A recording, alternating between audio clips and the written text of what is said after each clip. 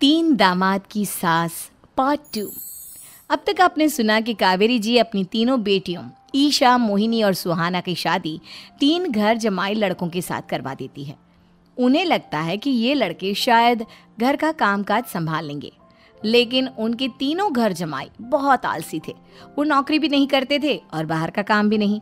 कावेरी जी ने अपनी बेटियों से कहा कि वो प्रेगनेंसी का बहाना बनाकर अपने पतियों को सबक सिखाए। अब सुनिए आगे। मम्मी, आपने जैसा कहा था हमने वैसा ही किया, लेकिन देखिए ना, विवेक का हाल तो वैसा का वैसा ही है। घर में ना सुबह का नाश्ता बनता है और ना खाना। नौकरी पर जाने की बात करूं तो खाने को दौड़ते हैं मुझे।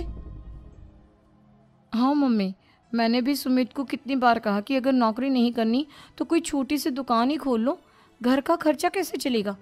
देखो दोपहर के 12 बजने आए और जनाब अभी तक सो रहे हैं। हाँ मम्मी, ईशा और सुहाना ठीक कहती हैं। अविनाश का भी यही हाल है।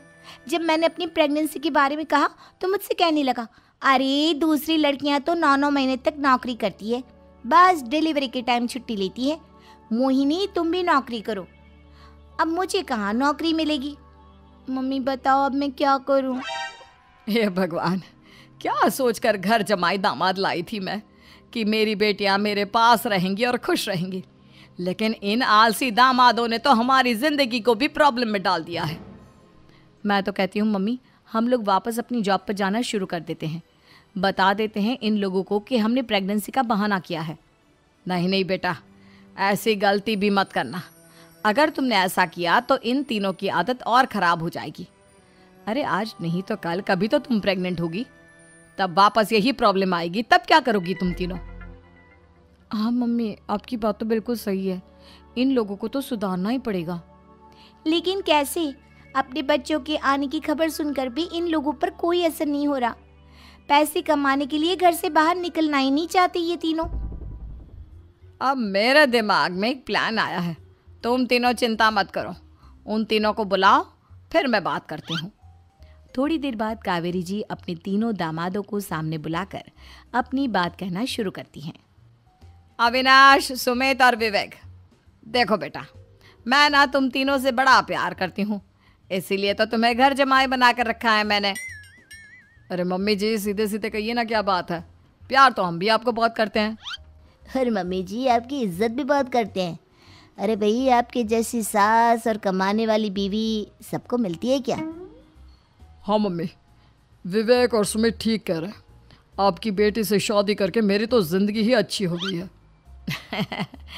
जानती हूँ मैं, और ये भी जानती हूँ कि तुम तीनों अपने अपनी बीवियों से बहुत प्यार करते हो।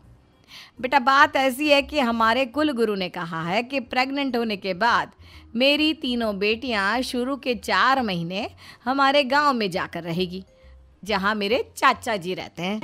अरे लेकिन क्यों मम्मी, गांव में जाकर रहने की क्या ज़रूरत है इन तीनों को?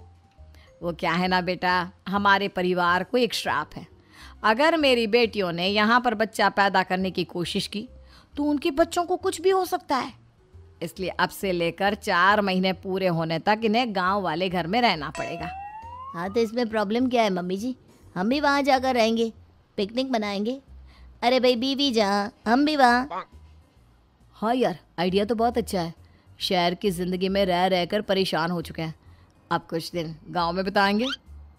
तुम लोग समझने की कोशिश क्यों नहीं करते? तुम में से कोई भी वहाँ नहीं जा सकता, और मैं यहाँ रहूँगी ना तुम तीनों के साथ। 4 महीने की तो बात है, उसके बाद ये तीनों ही लौट कर आ जाएंगी। ठीक है मम्मी जी, अब हमारे बच्चों का सवाल है तो ये तो करना ही पड़ेगा। कावेरी अपनी तीनों बेटियों को कुछ दिन के लिए घर से बाहर कहीं दूसरे शहर में रहने के लिए भेज देती है। कुछ दिनों के बाद, अरे मम्मी जी, बहुत दिन से पिज्ज़ा नहीं खाया, मंगवाइए ना। क्या बताऊं बेटा, पहले तो बेटियां खर्चा दे देती थी क्योंकि उनकी नौकरी थी, लेकिन अब तो मेरे पास पैसे ही नहीं बचे। थोड़े बहुत पैसे हैं जो बच्चों की डिलीवरी में काम आएंगे। लेकिन मम्मी जी, आपकी बेटियों को वापस आने में तो अभी बहुत वक्त बाकी है। वही सोच सोच कर परेशान हो रही हूँ। सोच रही हूँ कल से दूध भी बंद करवा देती हूँ। अब दूध वाले को देने के लिए पैसे भी तो नहीं है ना। अरे नहीं नहीं मम्मी जी, अगर दूध भी बंद करवा दोगी तो मुझे चाय कहाँ से मिलेगी? और चाय के बिना मैं तो मर ही जाऊंगा।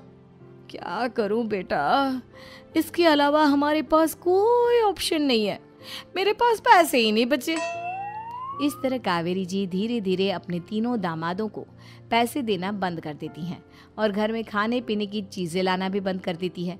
अब वो तीनों बुरी तरह से परेशान होने लगे थे और इसलिए एक दिन तीनों प्लान करके घर से बाहर निकलते हैं और बाजार में जाने के बाद यार अच्छा खाना खाए हुए कितने दिन हो गए, पता नहीं कब अच्छा खाना मिलेगा। हमारी बीवियों के जाने के बाद तो हमारी हालत भिखारियों जैसी हो गई है यार। कुछ भी हो, मुझे तो आज पिज्ज़ा खाना ही खाना है। जेब में 1 रुपया नहीं है और पिज्ज़ा खाएगा, कहाँ से आएंगे पैसे? अरे देख वहाँ सामने बोर्ड पर क्या लिखा हुआ है, कंप्यूटर पर काम करने के लिए एक आदमी की आवश्यकता है। भाई मैं तो जा रहा हूँ, काम करूँगा और शाम तक पैसे लाकर आराम से पिज्ज़ा खाऊंगा। जा जा, तुझे कोई काम नहीं देने वाला, हम तो घर जा रहे हैं। चल भाई सुमित। सुमित और अविनाश वहाँ से चले जाते हैं और विवेक उस कंप्यूटर शॉप पर सारा दिन काम करके 5,000 रुपये कमा कर घर लौट कर आता है और अपने खाने के लिए अच्छी अच्छी चीज़ें भी लेकर आता है। ये देखकर विवेक और सुमित के दिल में भी कुछ पैसे कमाने की इच्छा जागती है। अरे सुबह सुबह कहाँ चल दिए तुम? मम्मी जी एक बहुत अच्छी जगह मिली है, कंप्यूटर पर काम करने के 5,000 मिले थे कल मुझे। अगर रोज़ काम करूँगा तो पूरे 40,000 की तनख्वाह। अरे वाह, ये तो बहुत अच्छी बात है दामाद जी, आपको जाना ही चाहिए। सुमित और अविनाश विवेक को इस तरह तरक्की करते देखकर परेशान हो जाते हैं और वो दोनों भी काम की तलाश में निकल पड़ते हैं। धीरे धीरे उन दोनों को भी काम मिल जाता है। अब कावेरी के तीनों दामाद छोटी मोटी नौकरी करके अच्छा पैसा कमाने लगे थे। एक दिन कावेरी उन्हें अपने पास बुलाती हैं। अरे वाह, विवेक 40,000 कमा लेता है, अविनाश 60,000 और सुमित तुम भी 40,000 के आसपास कमा ही लेते हो। कुल मिलाकर तुम अच्छे खासे पैसे कमा रहे हो बेटा। हाँ मम्मी जी, बहुत मज़ा आता है जब महीने के एंड में मोटी रकम हाथ में आती है। पूछिए मत मम्मी जी, घर में रहकर रोटी बना बना कर और तो जैसा महसूस होने लगा था मुझे तो। हाँ बेटा, तुम तीनों की बात तो बिल्कुल ठीक है और जानते हो अब तुम तीनों की पत्नियां भी वापस लौट कर आने वाली है। लेकिन मम्मी जी अभी तो उन्हें गए सिर्फ 2 महीने हुए हैं, आपने तो कहा था वो 4 महीने के बाद लौट कर आएंगी। ऐसा कुछ नहीं है बेटा, मैं सिर्फ तुम तीनों को सबक सिखाना चाहती थी कि आदमी घर में बैठकर बीवी की कमाई खाता हुआ अच्छा नहीं लगता। इस दुनिया में हर इंसान को मेहनत करनी चाहिए, काम करना चाहिए, चाहे वो औरत हो या आदमी, ताकि अपने परिवार को संभाल सके। कावेरी की बात सुनकर उन तीनों को अपनी गलती का एहसास होता है और कावेरी उन्हें सच बता देती है कि ईशा, सुहाना और मोहिनी शहर में ही कहीं दूसरी जगह रह रहे थे। शाम के वक्त उन तीनों की पत्नियां लौट कर आ जाती है और कावेरी जी का परिवार एक खुशहाल परिवार की तरह रहने लगता है।